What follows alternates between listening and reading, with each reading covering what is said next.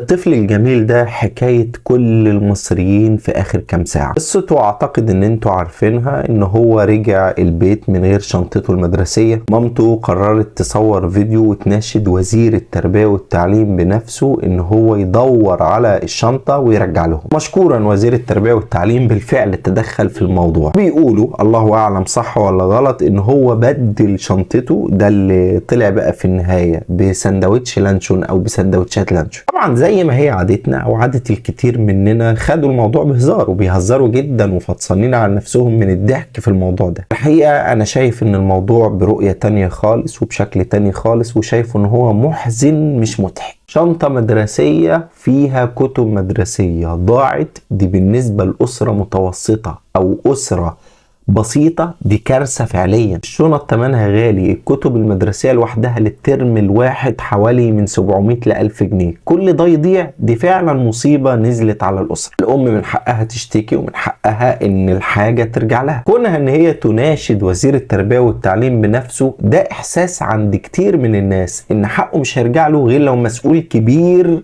هو اللي هيجيبوله. لكن كتير من الناس للأسف شايف ان هو لو شخص بسيط شخص غلبان راح اشتكى بنفسه مفيش حد هيسمع له ولا حقه هيرجع له. اما بقى موضوع ان الطفل الجميل ده بدل الشنطة بتاعته بسندوتشات لانشون، الموضوع ده فعلا لو صح دي حاجة تبكي مش حاجة تضحك، لان ده يخلينا نسأل ليه الطفل ده مش بياكل الاكل ده ببيته وقرر ان هو يتنازل عن العلم وعن الكتب فأجل ان هو يحصل على سندوتش.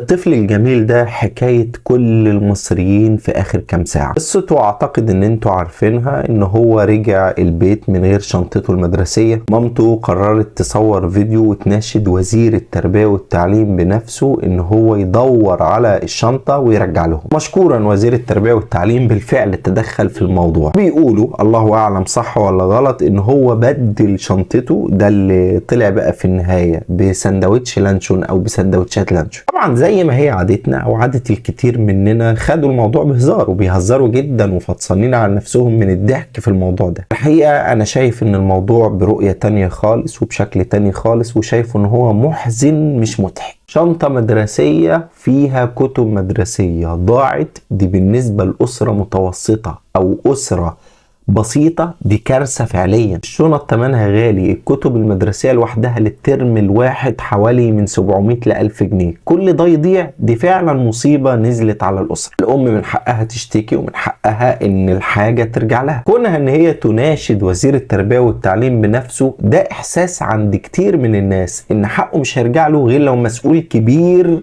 هو اللي هيجيبوله. لكن كتير من الناس للأسف شايف ان هو لو شخص بسيط شخص غلبان راح اشتكى بنفسه مفيش حد هيسمع له ولا حقه هيرجع له. اما بقى موضوع ان الطفل الجميل ده بدل الشنطة بتاعته بسندوتشات لانشون، الموضوع ده فعلا لو صح دي حاجة تبكي مش حاجة تضحك، لان ده يخلينا نسأل ليه الطفل ده مش بياكل الاكل ده ببيته وقرر ان هو يتنازل عن العلم وعن الكتب فأجل ان هو يحصل على سندوتش.